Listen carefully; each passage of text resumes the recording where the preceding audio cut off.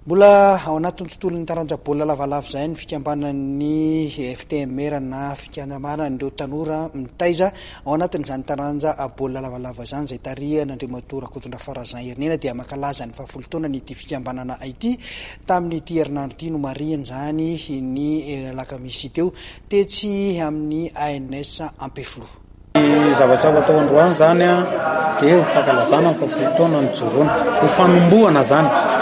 Dia ny fanombohana amin'ny fankalazana voalohany indrindra dia anao fiara-misakafo zahay ho an'ny tanora ao anaty tontolon'ny rugby misy arivo izay omena sakafo sy fanalana etaeta izay anombohana ny fankalazana.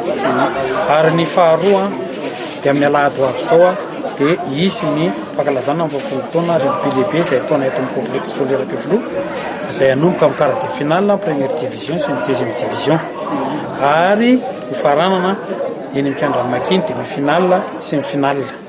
Eny amikandran'ny Malakam, azafady fandiso, amikandran'ny Malakam. Raha tao anatin'izay fitazanan'ny tanora izay ho anareo amin'ny fikambanan'ny Ftmr raha fitina tamin'ny ankapobeny azo lazaina hoe tafita ve ny afatra nampitain'ny fikambanana tao anatin'izay 10 taona izay.